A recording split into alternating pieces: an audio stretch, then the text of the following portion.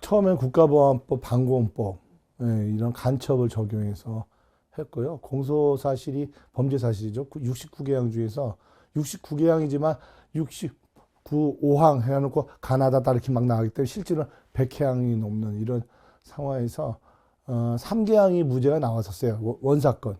74년도, 75년도 사건 원사건이 나왔는데 3개항이 무죄가 나왔지만 그대로 그냥 사형이 다 확정이 돼서 집행된 분들이 있고, 지난번에도 말씀드렸듯이 주역이 이제 진디현 박기래입니다.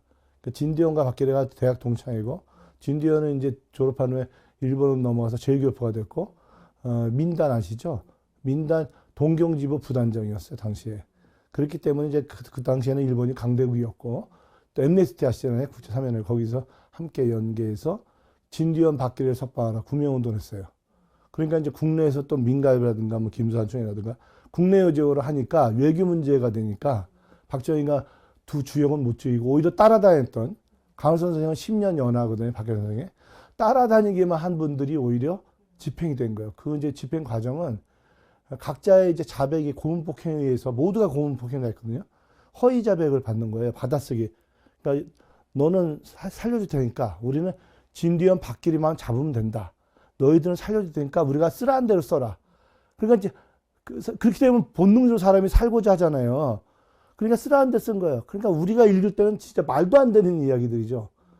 동지 간의 원수가 되는 그런 진술 내용이죠. 그러나 그건 허위 자백이니까, 사실관계가 아니니까, 임의성이 없으니까 우리는 그거 가지고 원수로 삼지는 않지만 결과적으로 그렇게 진술을 쓰고, 그들은 그렇게 허위 자백을 받아서 진디현 박기래를 이제 사형 선고를 했잖아요. 그래 놓고 목적을 달성했잖아요. 증거 인멸해야 될 거 아니에요. 그러니까 오히려 그렇게 허위 자백한 사람들을 오히려 사형 집행해버린 거예요. 강을성, 김태열 이렇게. 그리고 이제 10년형 받고 출소 2개월 전이었던 박석주 선생은 모범수였는데 그 안에 있던 무기수가 둔기로 쳐가지고 의무사당해서 국가 배상을 해가지고 또 3,600을 받았지만 그 또한 나는 국가 소행이라고 보는 것이죠. 왜냐하면 나가면 또 학생 총회상 출신이니까 전북 때 또 구명운동하고 민주화운동하면 할 거 아닙니까? 그 시대에는 그렇게 소리 없이 암살을 일한다는 게 많이 있던 시대였기 때문에 그렇게 우리는 이제 보는 이 만행 사건이다 이렇게 보는 거죠. 그래서 공동피고는 전체 해서 이제 우리가 이제 리딩 재심 사건이라고 그래요. 제일 먼저 이제 우리가 재심을 해서 개시가 돼서 무죄가 나왔기 때문에 공소 사실이 다 연계되어 있어요. 강 선생 같은 경우 95%가 연계되어 있거든요. 그러니까 무조건 무죄 나올 수밖에 없지만 3, 4년이 걸린 거예요. 그러니까 이런 과정을 통해서 나머지 공동피고 김태열 선생은 좀 연락이 안 되는데 그런 분들도 다 무죄가 나와서 이게 보상 가지고 되는 문제가 아닌 거죠. 보상금 가지고. 전체적으로 이제 그런 어떤 위로, 재판장이 사과 위로를 했지만 어떤 이제 제도적으로 뭐 기념관이라든가 이런 걸 기릴 수 있는 대를 이어서 뭐 트라우마가 3대까지 이어지고 있거든요. 저희 형제들도 지금 아직 트라우마에서 못 벗어나요. 저는 이제 74년도에 구속됐을 때가 중학교 1학년 14살, 만으로 13살이고요. 이제 사형 선고 받은 게 75년도에 사형 선고를 받기 시작해서 대법원까지 간 거잖아요. 재심까지 다 했는데도 사형이 확정됐어요. 지구가 거꾸로 뒤집히는 충격. 그렇게 저는 그 당시부터 지금까지 시종일관 표현해요. 왜냐하면은 구속이 됐기 전까지는 저도 뭐 영지학교 사립초등학교에서 전교 1등하고 또 웅변대 전국대 입상해서 KBS TV에 출연하고 심사위원이 되고 그 문물을 갖춘 유명한 소년이었는데 구속이 되니까 갑자기 간첩 아들이 되는 거예요. 빨갱이 아들이 되어서 그게 다 퍼지는 거 학교예요. 그러니까 그 당시엔 학교라든가 선생들이 중앙정보부 출신이라든가 또 학부모까지도 중앙부 출신들이 있었기 때문에 저는 타켓이 될 수밖에 없었죠. 그래서 중학교부터 저는 거의 뭐 살인구타를 당한 적이 많아요. 학부모라든가 교사라든가 또 영동고등학교 다닐 때는 학교 자체가 그 호박밭 가졌던 분이 졸부가 초등학교도 제대로 못 나온 분이 학교를 정부 박정희 정권을 끼고 대학교 지으려다가 고등학교를 사립고등학교를 지은 거기 때문에 교장이 특전사 별셋, 그 다음에 우리 담임자들 중대장 이런 교원 선생님들 다 특전사 중대장 출신들이었어요. 그러니 저는 뭐예요? 빨갱이 새끼가 되는 거 아닙니까? 그래서 살인구 당하고 그랬는데 어찌됐든 간에 74년도에 구속됐을 때 예, 그때부터 벌써 담임을 절 대하는 게 천사였다가 악마로 바뀌니까 지구가 거꾸로 뒤집힌다는 충격을 받았고, 그 다음에 이제 75년도에 사형 선고 받고, 그리고 나서 이제 2심, 3심 계속 해가는 과정에서 서대문 이제 지금 서대문 형무소로 박물관이 되어 있는데, 그때 서대문 구치소였는데, 비니아스 대합실에서 두세 시간씩 한 겨울에 발이 얼어가지고 동동 굴리면서 기다렸던 기억들이 나고요. 그렇게, 예, 면회하기 위해서. 면회를 이렇게 두세 시간씩 기다리게 했어요. 그러니까 정치범 가나다, 일반 범인 1, 2, 3, 4, 20 이렇게 나가는데, 예. 그런 상황에서 이제 76년도인가 77년도에는 김대중 선생님도 이렇게 구속이 돼가지고 이호 여사랑 그 김원걸, 삼남 같이 오니까 가나다니까 자꾸 마주칠 거 아니에요. 그러니까 어느 날은 월남 치마 입고 이호 여사가 우리 어머니도 한 띠동갑인 것 같은데, 같은. 그래서 오셔가지고 오늘은 이렇게 체인지 면회하자. 간사한테 얘기해놨다. 그러니까 제가 김대중실로 들어가서, 그러니까 그분이 조금만 기다려라. 곧 민주화 올 거다. 아주 호남형이시고 이렇게 한복, 하얀 한복 입으셨고. 그러니까 이호 여사님도 밖에 그걸 인연으로 그 이후부터 대전교도소, 전주교도소 이렇게 가셨는데, 박현 선생님이 김대중 선생님 빨리 이제 저기 석방됐지만 계속 우리가 면회를 가면 남들이 영치금을 넣은 걸 우리한테 영수증을 줘요. 이렇게 김대중 영치금 2만 원, 김대중 2만 원. 그러니까 이걸 제가 수십 장 이 조그만 박스에다 모았을 정도예요. 그게 이제 이호 여사가 그걸 계기로 그렇게 하셨던 이제 이런 상황인데, 어찌됐든 간에 사형 선고를 받고 계속 재판이 진행되는 동안에, 그리고 그다음에 이제 확정된 다음에 이렇게 교도소에서 이제 면회할 때니까 9년 8년 만에 이게 감형됐거든요. 사형 선고 받은 다음에 그러니까 헌정사상 최장이라고 그래요. 사형수는 미결수잖아요. 그러니까 사형수 미결수인 상태에서는 감형을 시키거나 처형을 하거나 하는데, 우리는 감형도 안 시키나 해서 8년, 9년, 그러니까 사형수로 놔뒀다가 9년 됐을 때 구속돼서 9년 됐을 때 무기징역으로 감형하고, 그 다음에 20년으로 감형해서 17년 만에 3년제 가석방된 17년 만에 가석방된 사건이기 때문에 우리는 9년 동안 항상 면회 갈 때마다 초상집이었어요. 오늘이 마지막일지 모른다. 언제 죽을지 모르니까. 맨날 어머님 누나는 눈물 콧물 다 흘리고 항상 그날이 초상집, 마지막일 수 있다. 그 아버님이 또 면회 나와서 말씀하시기엔 또 장렬하니까 더 눈물 나고 그렇게 성장을 했습니다.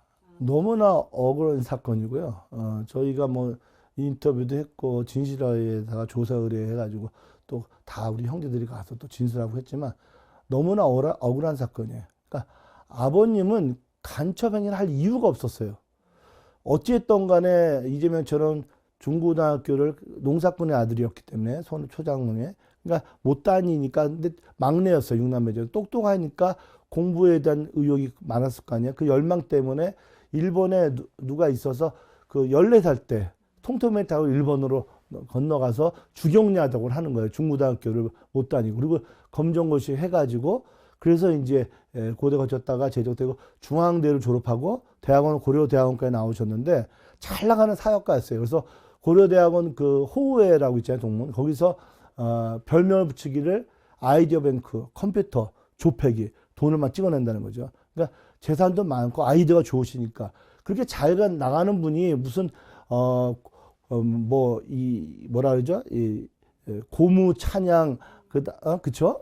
이런 어떤 회합, 그 다음 지령을 받아서, 공작금을 받아서, 말도 안 되는 거거든요, 이게요. 예. 저는 이제 수만 페이지를 수도 없이 읽었고, 그거를 이제 증명하기 위해서 또 변호인과 논의하고, 유족들과 논의하고, 또 동지들한테 민주시민 탄원서 받고, 국가기관에 진정서 내고, 이런 수많은 것들을 100만 페이지 이상을 읽거나 쓰거나 공유하거나 하면서 8년간 재심과 재심 6년, 국가배상까지 8년의 송사 끝에 이제 최근 작년 11월 28일 날 국가배상이 마지막으로 이제 종결되는, 원래는 재심은 검찰이 매뉴얼 상고를 해서 대법원까지 갔어요. 근데 이제 이재명 정부에서인지 뭐지만은 이번 국가배상은 매뉴얼 상고를 안 해서 2심에서 끝났어요. 작년 12월 28일. 그래서 그게 확정이 돼서 이제야 모든 재판이 끝난 거예요. 이제 종결된 거고. 그러니까 이제 누나가 이제 55년, 빠른 54년. 누나가 이제 그 남편 매형이 부산 사람이에요. 그냥 소위 말하는 보수, 뭐 우익, 그러니까 간첩의 딸이잖아요. 또 맏며느리니까 길을 못 피고 살았어요.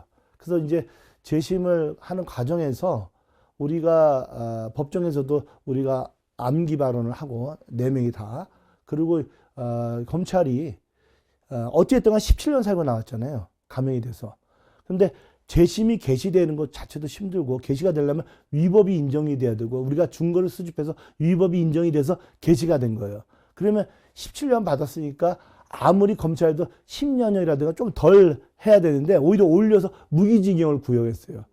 그냥 우리가 바로 반박하니까 선고날 재판에 선고를 못하고 변호인 의견서처럼 재심해서 무기징역 구형은 매우 이례적이고 부적절하다는 발언했어요.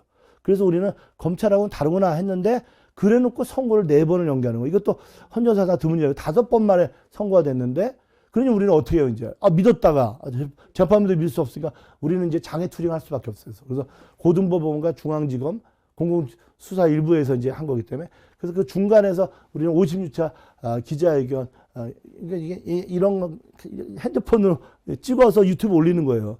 그러니까 1인 시위죠. 법으로 돼 있는 그거를 계속 56자 유족 동지 번갈아가면서 순환 시위로 계속 한 거예요. 우중 시위도 하고 그렇게 하니까 재판날 그 최봉희 재판장 같은 경우는 퇴근하면서 봤다. 거의 매일 하시던데 이제 충분히 알았으니까 그만하셔도 된다.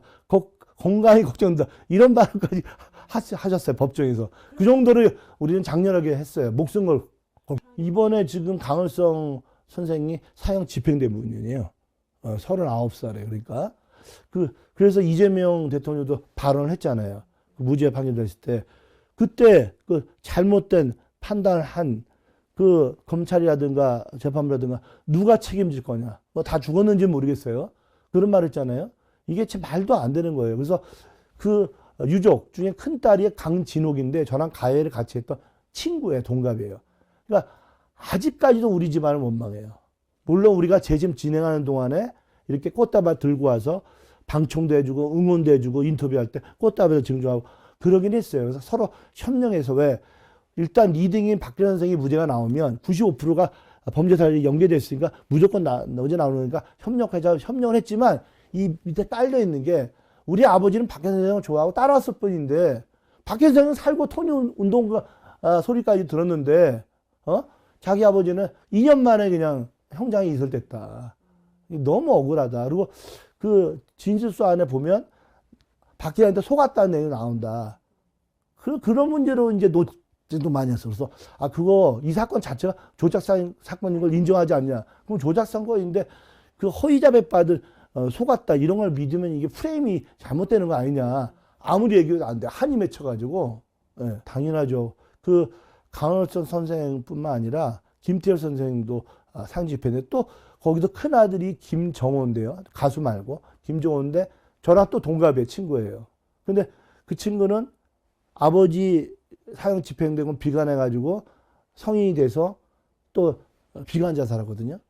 뭐 상징적으로 윤석열은 이제 사형 구형했듯이 집행은 안 하지만 이제 그 제도는 아직 남아 있는데 저는 이제 우리 아버님이 사형을 당하지는 않았지만 동지들이 사형을 당했잖아요. 그 소감을 일단 말해볼게요. 제가 이제 김태열 선생의 부인은 사형이 집행돼서 찾아가라. 연락이 와서 갔더니 관이 아니라 자루에 주더래요. 쌀자루한테 자루에. 그 얘기를 어머니한테 얘기하고 어머님이 저희들한테 얘기를 하니까 이제 우리 아버지도 언제 죽겠구나. 해서 제가 중학교 동창 이강렬한테 전화해가지고 막 공중전화 펑펑 온 적이 있어요. 우리 아버지도 죽는 줄 알고. 지금 생각해보면 다 억울하게 죽었잖아요. 강원선 선생도 그렇고. 그리고 그 집안 장남까지 또 비관 자살도 했잖아요. 그러니까 이게 시가 말하는 말도 못하는 만행인 거잖아요. 그러니까 이게 인간인 판단은 오류가 날 수 있잖아요. 그러니까 난 사형은 집행하면 안 된다 이렇게 생각하고 뭐 윤석열 같이 이런 이제 어떤 용서할 수 없는 이런 경우에 상징적으로 사형을 구형할 수는 있고 사형을 판결할 수는 있겠지만 집행은 하면 안 된다. 약간 모순인지는 모르겠지만 그런 생각입니다. 예. We say in South Korea that the controversial capital punishment is in the spotlight as prosecutors seek the death penalty for a former president. Yoon Suk-yeol is facing insurrection charges over his declaration of martial law in December 2024. A verdict on that expected to be handed down tomorrow. South Korea has not actually carried out a single execution since 1997. CNA senior correspondent Lim Yeon-suk with this report. Park Chung-sun was once a top student who dreamt of becoming president. His life fell apart in 1974 when his father, Park Ki-rae, was arrested on charges of anti-state activities and sentenced to death a year later. 지구가 거꾸로 뒤집히는 충격. 그렇게 저는 그 당시부터 지금까지 시전을가 표현해요. 왜냐하면은 구속이 되기 전까지는 저도 뭐 전교 1등하고 또 웅변대 전국대 입사해서 KBS TV에 출연하고 구속이 되니까 갑자기 간첩 아들이 되는 거예요. 빨갱이 아들이 돼서. The label followed the family in South Korea under former President Park Chung-hee's authoritarian rule. 중학교부터 저는 거의 뭐 살인 구타를 당한 적이 많아요. 학부모라든가 교사라든가. 한 겨울에 발이 얼어가지고 동동 굴리면서 기다렸던 기억들이 나고요. 우리는 9년 동안 항상 면회 갈 때마다 초상집이었어요. 오늘이 마지막일지 모른다. 언제 죽을지 모르니까. In 1983, the sentence was reduced to life imprisonment. Park Ki-rae was paroled in 1991 after 17 years in prison. He died in 2012. In 2023, decades later, a court declared him innocent, ruling that his confession had been obtained through torture. It eventually awarded the family about 1.33 billion won, or more than $920,000 in compensation. Two other men in the same case were executed. 이게 보상 가지고 되는 문제가 아닌 거예요. 보상금 가지고 재판장이 사과 위로를 했지만 어떤 이제 제도적으로 뭐 기념관이라든가 이런 걸 기릴 수 있는 대를 이어서 뭐 트라우마가 300까지 이어지고 있거든요. 저희 형제들도 지금 아직 트라우마에서 못 보잖아요. About 57 inmates remain on death row. Executions have stopped for decades, but the death penalty remains in place. 법하고 여질이 이렇게 괴리되어 있기 때문에 이러한 괴리를 어떻게 해소할 거냐 하는 거 두 가지 방안이 있겠죠. 하나는 법은 그대로 두고 사형을 집행하는 것, 또 다른 하나는 법을 고치는 것, 즉 사형제도를 폐지하는 것. But public opinion is divided. 사형당할 잘못이 없는데도 잘못 집행돼갖고 잘못해서 죽었다가 그 사람이 죄가 없다 그러면 그때 얼마나 억울하겠어. 그러니까 요즘 잔인하고 잔혹한 범죄들이 너무 많아서 저는 좀 강력하게 한번 해서 본보기가 필요하지 않나. Surveys suggest more than 60% of South Koreans support capital punishment, mainly over fears of violent crime.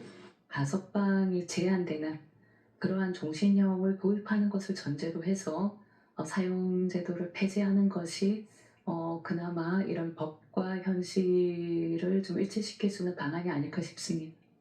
Human rights groups warn the death penalty carries the risk of irreversible error, pointing to Park's case.